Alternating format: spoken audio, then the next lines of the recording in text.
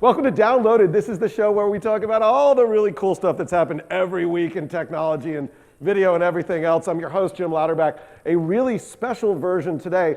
We are at the Video Marketing Summit in San Francisco. They invited us to come over and actually produce the entire show right here. So there is an audience all around us. That's where you're at. That's right. And they're having lunch too. It's the worst thing to be the lunch speaker. But anyway, we'll just go with it. We're here. I'm really happy to have two old friends here. First of all, Paul Colligan is CEO of Colligan Inc. Paul, thank you for joining us. Pleasure to be here, man. It's great to have you here. Thanks. Wow. And Greg Jarboe is the president of SEO PR. Greg and I go back, well, we started working together sometime in the 90s. I'm not even going to say when, but It was the late 80s. it was the late 80s anyway. We've been working together for a long time. Anyone here remember DOS?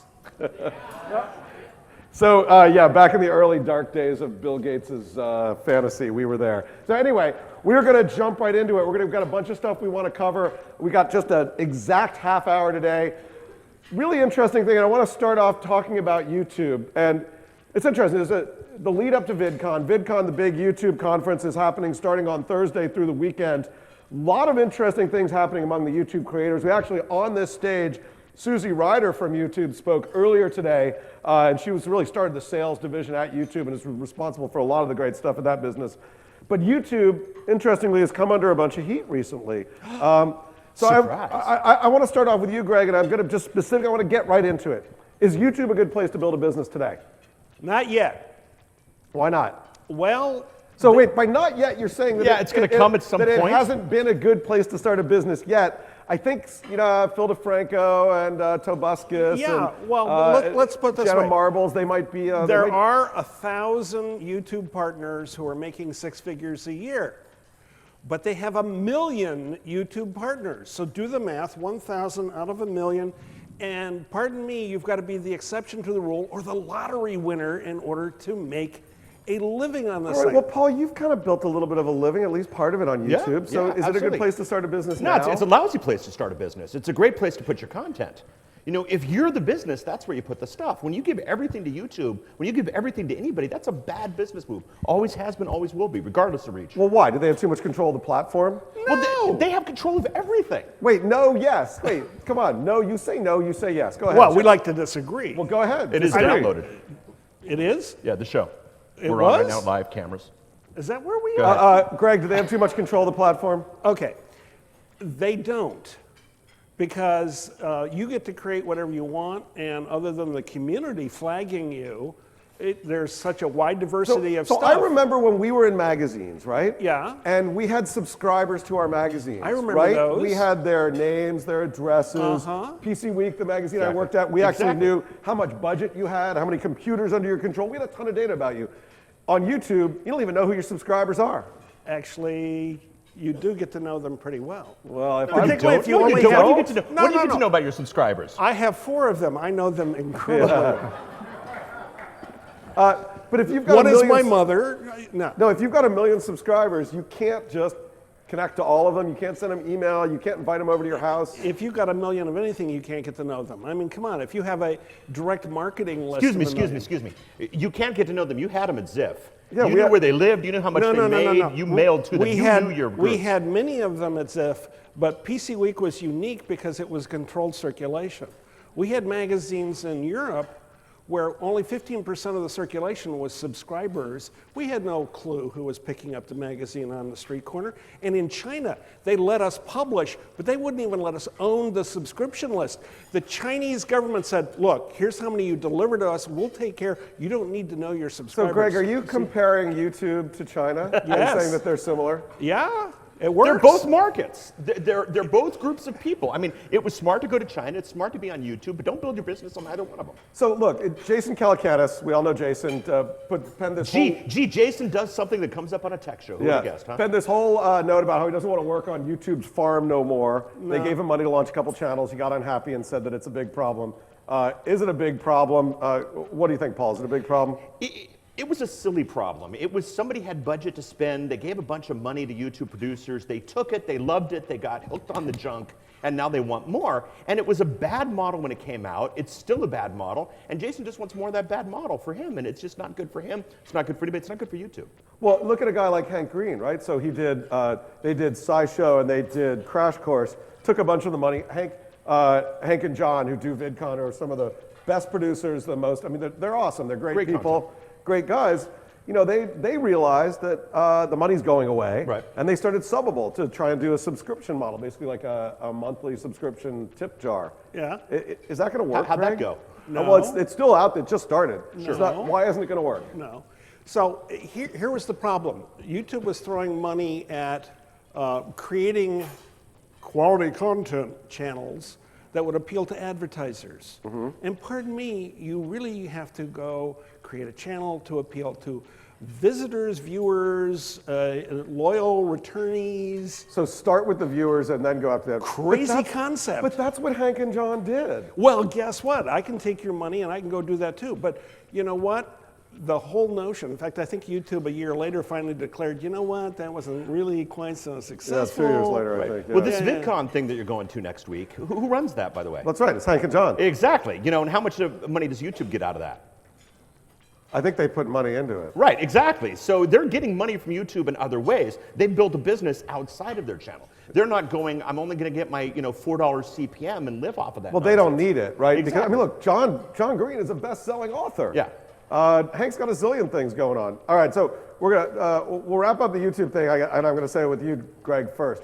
What would you say to YouTube, if you could, about how to make things better for people who want to build a business there? Well, YouTube. When you open the doors to 1 million partners, you got a lot of mouths to feed. Okay, that was mistake number one. And then, you know what they need more of? Advertisers. Because without more advertisers, all those people are going to starve. Later this winter, there are going to be a whole lot of partners who think, you know what, I need an alternative career. Mm-hmm. And that's the problem. So how do you get more advertisers? Let me tell you the fastest way they could do it tomorrow. Okay, go ahead, tell us. I'm on the edge of my seat. How about a 15% agency commission?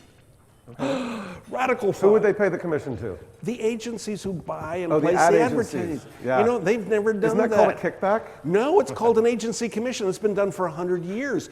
Guess what? At Ziff Davis, we paid a 15% agency commission. It ain't dirty. We built a good business out of that. All right, Paul, what would you say if you could talk to YouTube? If you could, what would you tell them about building a business on YouTube? Well, YouTube, I got that from you. Open up pay-per-view, make that easy. And don't have a silly price set like they do in iTunes. Let people charge what they want for pay-per-view content. Keep 30%, give 70% to the creator. It would change the game dramatically. So then the 30%, 70% is interesting. That's another piece. But I want to talk about off YouTube for a minute. A number of the multi-channel networks on YouTube are talking about building something off of YouTube, building their own destination. Paul, do you think that they're going to be able to actually build something and move their audience over? They're not necessarily going to be able to move the audience over. They're going to get a new audience from that new destination. You know, Hollywood doesn't make movies for only New York and LA. There's actually a larger market for Hollywood. And this idea that a YouTube creator creates content only for YouTube, yes, they are the 800-pound gorilla, maybe the 900-pound gorilla, but they're not the only animal in the zoo. There's a lot of people out there doing a lot of video through a lot of platforms. And to put your content everywhere only makes sense. Yeah, what do you think, Greg? Well, there's some people who are doing it very successfully, like eHow.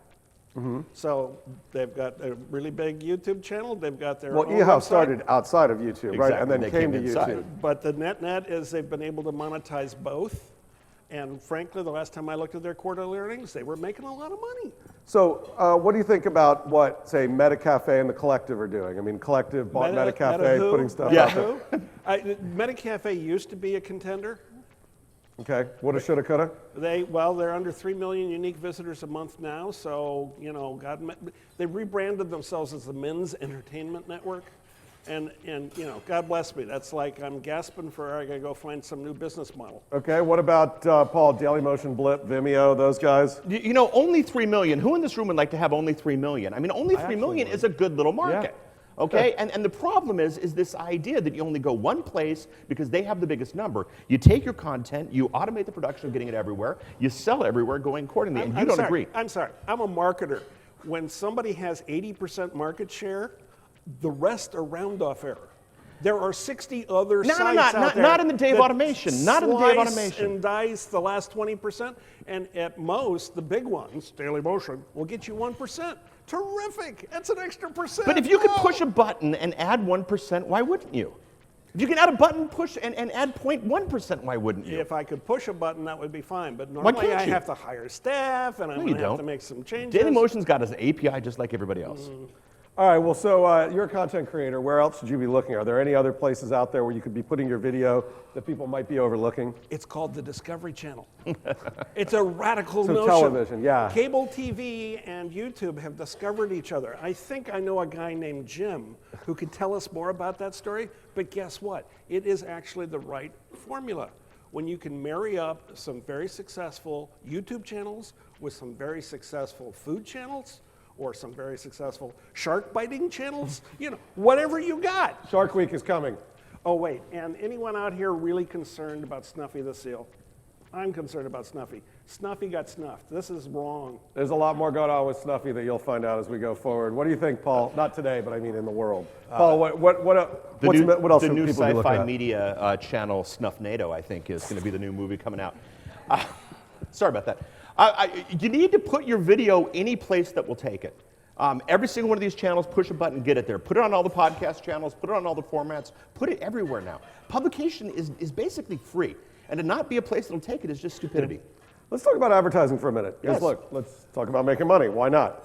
A model for making money. Right. You know me. I remember the advertising model. It used to work really well. Paul, is advertising dead? Advertising is not dead, it's just a model. It's Right. one model, and it's a fine model, and what you do is, and you guys are starting to do this well, you start doing advertising with the biggest take possible, find out what works the best, start doing it over and over and over again, then examine some other things. Throw stuff against the wall, see what works, but just stick with the stuff that works. Greg, advertising, is it dead?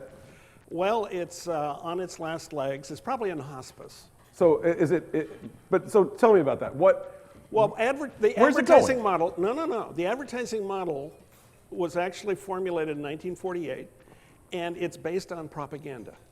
If I hit you often enough, you're going to salivate and go off and buy that whatever widget I was advertising. Guess what? Propaganda works in a uneducated audience that hasn't seen anything like this before. We are now like 70 years on, and guess what? We are inured to that whole kind of just buy it, just buy it. All right, what's going to replace it? Yeah. Well, what we have seen is engaging content. And you may call it advertising because, oh my God, there's a brand in there somewhere. But if it's engaging content has a story, that's not actually the... Are you talking, wait, it'll come to me. Native. Exactly. Is this native, Paul? Absolutely, it's native, and that's that where what it's we're all talking going. about? Yes, absolutely. And if you look at the buys in this room, I mean, we all bought for this event because we were at the website that was hosting the event. Right. It was native advertising. We didn't buy this because this ad popped up on TechCrunch or something like that. We buy from native. Native sells. As a result, native is the future of advertising, but it's still advertising. It's content A to sell product B. Right. The two aren't going to come together too much. Well, they can. They can come together in different ways. Not that well. One is search, where people are actually looking for your content. Yeah. Crazy notion. And the other one is, I think, TrueView. What TrueView is a brilliant engineering solution to an ad sales problem. They were having trouble selling ads. Hulu was selling ads just fine. They came up with this, you know what? You can skip the ad. And what a crazy media company idea. Skip the ad? That pays the salary. But doing it changed the proposition enough so that people now, guess what? If I'm engaged in your content, I like it, I'm actually interested in your product, I'm going to watch your ad. The problem with TrueView is just a better format for an ad form, or a better mechanism for an ad format that sucks. It's still pre-roll. What? It's still interruption. It's not part of the content anymore. It's only interruption if it's non-endemic. And we learned this a long time word. ago. I Yep. know. Ah. Well, I like to use big words. Yeah, I know. Rutgers and all. Yeah. By the way, I'm shilling I teach at Rutgers, so a promotional fee was paid. No, anyhow. That was a native ad right Yes. there. That was a native ad. Not a very good one, but a native ad, yes. And oh, look, we're at the Video Marketing Summit by Okay, so let's go back to the pre-roll. What happens to the pre-roll, Paul? Is it dead? Is it dying? Will it be here in 5 years? There will be people who will buy it in 5 years. There will be people who will probably always buy it, but you're going to see it go down further and further all the time. Greg, the pre-roll. It's live or dead? with us because it ain't pre-roll no more. Pre-roll that you couldn't skip past was a pain in the butt. It's still out there. I know it's still out It's there, still- and the company Hulu, who is selling the most of them, is going down the chute fast. No, So the guys who came up with this crazy notion of skipping it, they've hit on something. All right, that is a big idea, and we may have a lot of problems with YouTube being able to feed all of its, partners. But I think, and this is why I'm giving them patience, I think as people discover the power of TrueView, then you're going to be able to feed a lot more partners. Okay, so let's talk about programmatic buying for a minute, because that's another big trend that's happening where computers just buy the ads and we don't need sales forces or buyers or sellers. Does that mean the entire direct sales forces are dead as well, Paul? For this stuff, yeah. Yeah. Yeah, and that's the makings of every good science fiction movie. Just hand it over to the robots and watch what happens. Always a good idea. Greg, what would you tell somebody who's selling ad space right now? Update your resume. Yeah. Go back to school for something else? Yeah, get a life. Massage therapy or something. All right, so what about other ways to make money? We saw a Subbable, Hank and John, coming out with this, which is essentially subscribe to my channel. Some other companies coming out with the virtual tip jar for creators. Does this whole Kickstarter model extendable here, Greg? Yeah. It can be if you've got a cause. Yeah. I've seen some causes that use this very effectively, but without having, a strong social, like, I gotta do this because it's the right thing to do, it's not scalable. Yeah, Paul, Glenn Beck does a good job with it, but can anybody else? Yeah, it's not a scalable model. When Veronica Mars did her thing, and God bless Veronica, but a couple days later, Sabrina the Teenage Witch tried her. I don't know, did you watch that one at all? No. Oh, exactly. Who in the room saw it? Nobody in the room saw it. It died a miserable death. She pulled it down like 3 days into the whole campaign. So she had a cause. Her cause was see Sabrina all sexy and whatnot. And that didn't sell. So it's not just a cause, it's actually good content. People can smell that from a long way away. I wonder if we're going to get Kickstarter fatigue, right? I mean, how many of these things can you support before it all just goes away? We already have it. Yeah. Indiegogo. Indiegogo. Oh, gee, that'll change it all. Or whatever. I mean, there are a lot of interesting models developing. We'll see how that comes out. Let's move on to one of my personal issues. You have issues? This is a professional personal Oh, issue. okay. Counting video views. Why is it so hard for us to count video views? I mean, we've got the government tracking every phone call we make. We've got Ed Snowden who can hack into everything. Why can't we figure out how many people are watching a video? What's the problem here? Paul, what's the problem? Rob, it's back to the robots. Robots are watching videos. What do you mean? It's hard to count the robot. You can buy views. You can buy views from robots. You can buy views from people who don't know what it is you're talking about, who don't even necessarily speak your language. And so we can track views. We just don't know which ones are real. So in other words, you think there's a lot of fraud out there? I don't think there's a lot of fraud. There is a lot of fraud out there. And, It's part of the game. the best video that actually does a great parody on the fraud came out of St. John's, out of Toronto, and it's Viral. Viral? Viral. Yeah. And what they do is they have old people there, tapping. Yep. They've got kids doing it. When you punch the button in the elevator, somehow or other it's triggering a view on a video.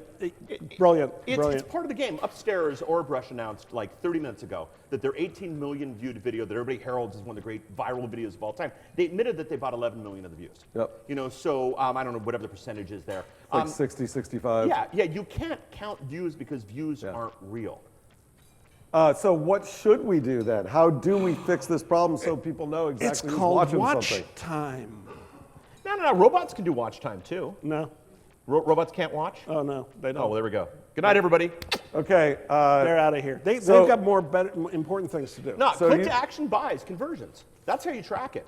You watch how much a show converts. You watch how many people watch the video and actually buy the product. We have it. It doesn't even come from the NSA. We've got it ourselves. Salesforce is here. They can make you do it. Or what about comments or other actions? I Do they can matter? fake the comments. I can buy comments too. So can you. He's on the right. I'm going to have to agree. This my is really. goodness. I know. But the answer is sales. Yeah.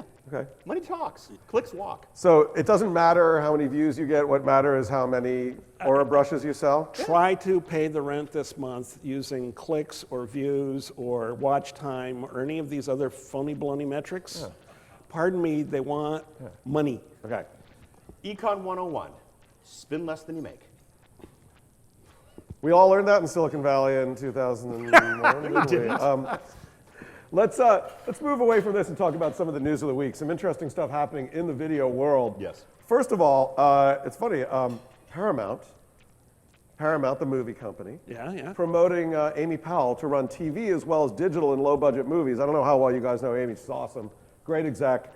Did Paranormal. One of the reasons why Paranormal Activity did so well, we did a bunch of stuff with her in that back then. But really interesting that somebody moving up from the digital world, basically taking on a real position of power at an old guard Hollywood company.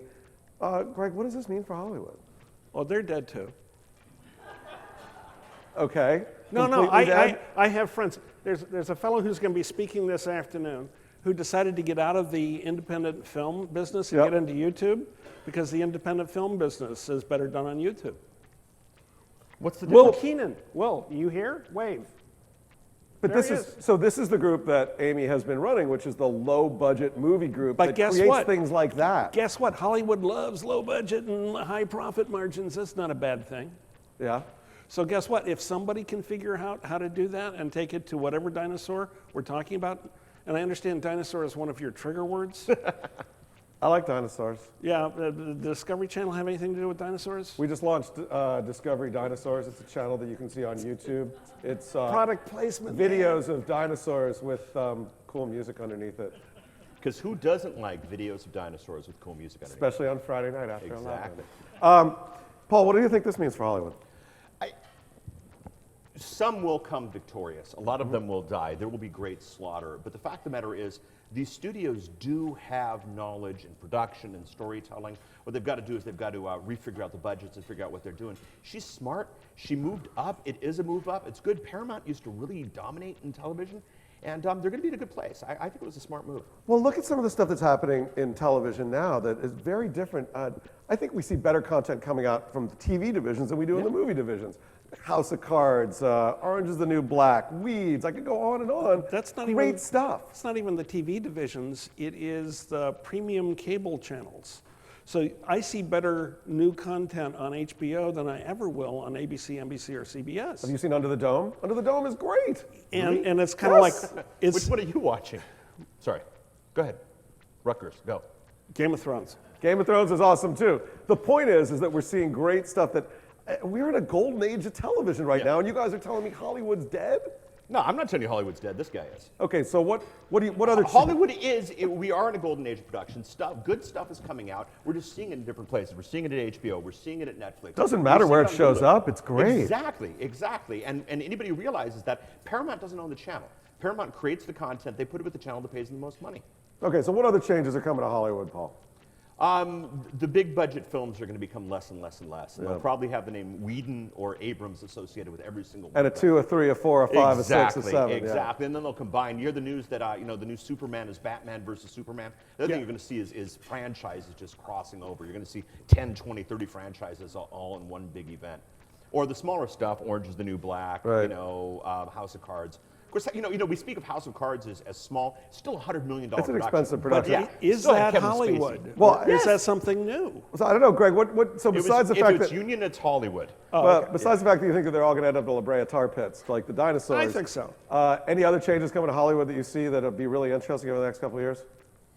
Well, I think some of the old names are going to go away, and that's just a normal fate of end of life. So watch for more big names disappearing. More big names disappear. Okay, another exec move this week I thought was really interesting. Mickie Rosen, top entertainment at Yahoo, leaving the company. It seemed like it was pretty sudden.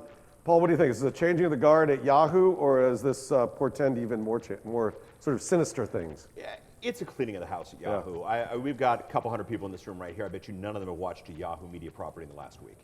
Yahoo's media entity is dead. Now it's being cleaned. Yahoo, it's interesting what Marissa's doing over there, and it's fun to watch. And she's cleaning house. It's about Yahoo, not about online media. Okay, Greg, we did a lot with Yahoo in the early days of Yahoo when we were at Ziff Davis. What do you think of that company now, and what do you think the Mickie Rosen departure and all the other stuff means? I'm betting on Marissa. You are? I am. So you're all in on Marissa? I think. How many shares did you buy when she started? I didn't buy a share, not a single one. But You're all in, so that's good. But I'm all in. Do you think Yahoo believes in content anymore? Yahoo doesn't know what it believes What's in. that? Yahoo doesn't know what it believes in. They have no idea. No. They believe in profit margins. And guess what? Only recently. Well, but that's, trust Hello, me. Marissa. God bless her.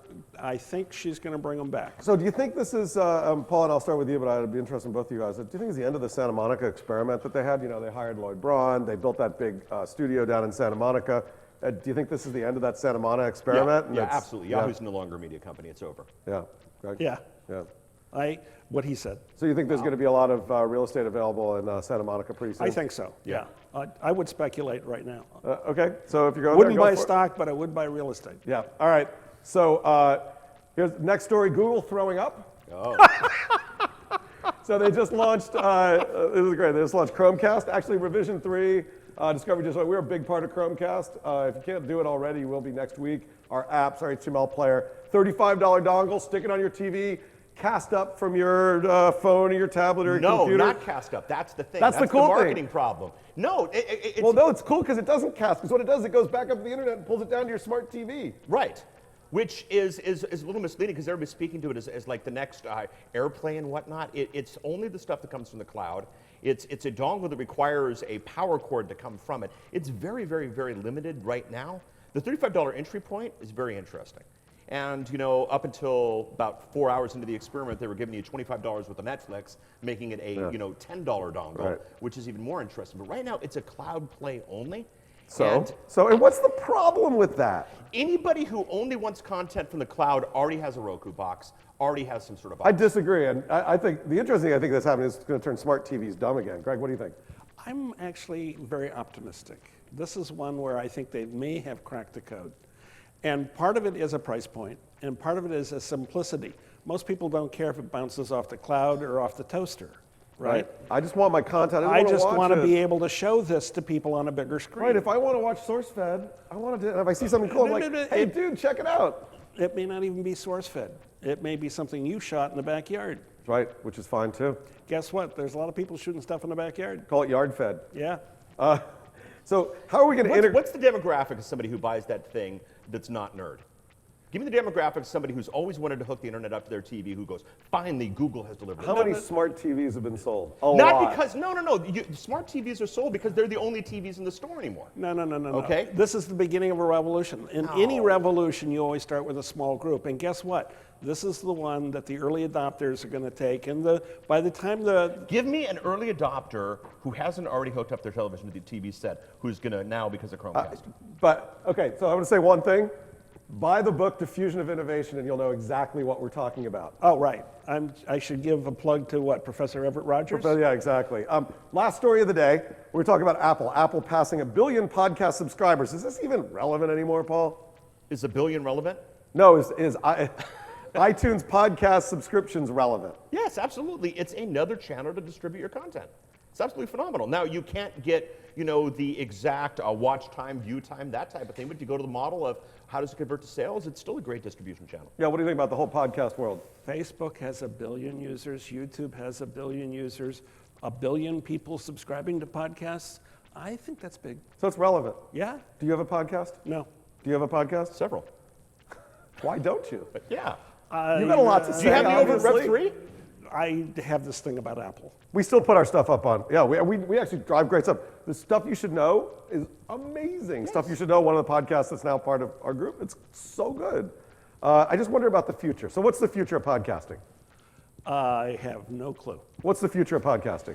I really like Stitcher Radio right now. I really like what they're doing. And I think people are going to get in their cars and they're going to go, I got a 35-minute commute. Give me stuff related to what I'm interested in. I think you're going to see a whole new renaissance. When T-Mobile turned on the $50 a month and you get some data with it, now more than 50% of all Americans have a smartphone, get a little data, start downloading your own content.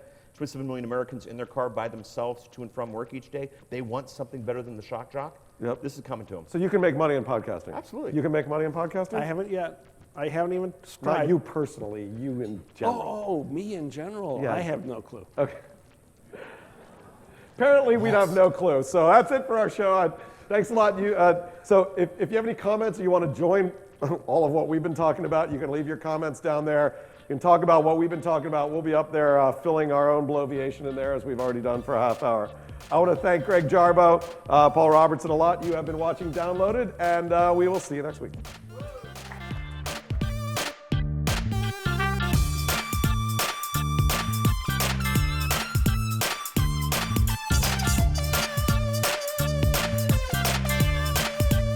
level.